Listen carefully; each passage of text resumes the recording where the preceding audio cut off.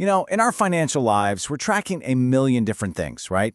Bank balance, credit score, 401k. But what if I told you there's really only one number that gives you the honest-to-goodness, complete picture of your financial health? Well, that's what we're going to find out. Now seriously, think about it for a sec. When you pull up your banking app or log into your investment account, where do your eyes go first? Be honest. For most of us, it's probably one of these. And hey, don't get me wrong, they're important.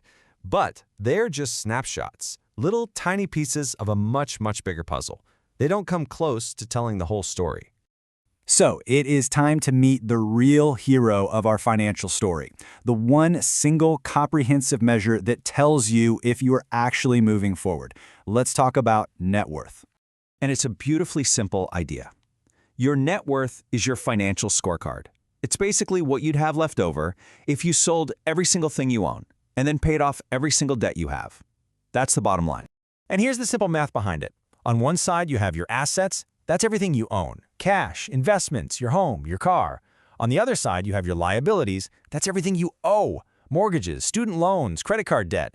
The difference between those two? That's it. That's your net worth. Okay, now this is where things get really, really interesting.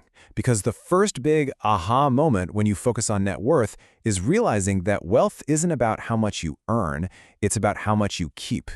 Net worth is kind of the great equalizer. I mean, look at this. You can have someone earning a massive salary, but if they're spending it all and racking up debt, their net worth can actually be going down. Meanwhile, someone with a totally average income who saves and invests consistently, they can build some serious wealth over time.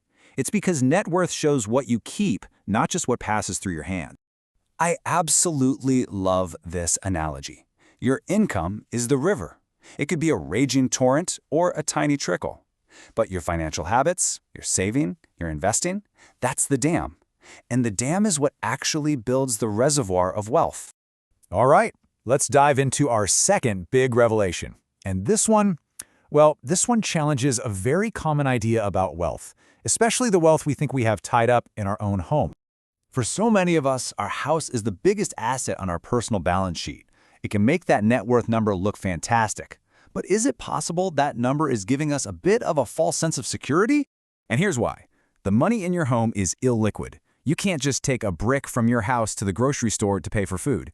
This is the classic house poor trap, right? You look rich on paper, but you're stressed about everyday bills. To actually get that money, you have to either sell your house or take on more debt. It's not exactly ready to use. And this just breaks down the reality of it perfectly. Sure, the house is a $400,000 asset, but it's got this huge $300,000 liability, the mortgage, weighing it down. So in this case, the house is only adding $100,000 to your net worth. And even that is money you can't easily spend.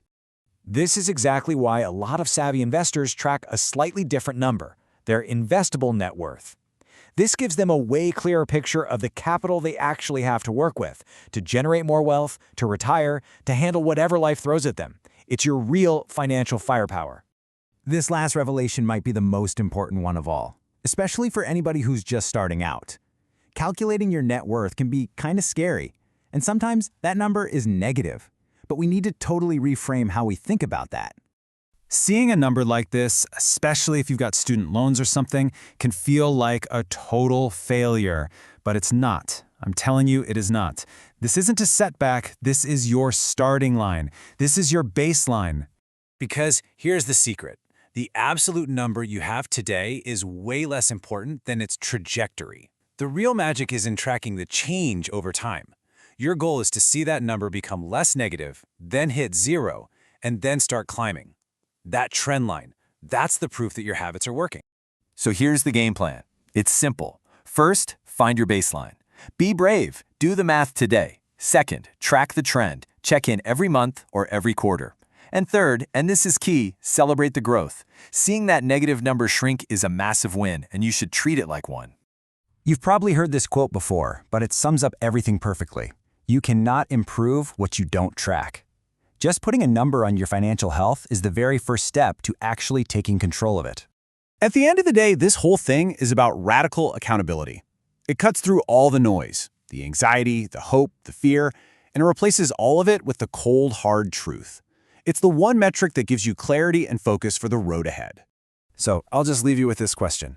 Forget about perfection. Forget about some giant master plan. What is one small step, one tiny decision you can make this week to start moving that number in the right direction?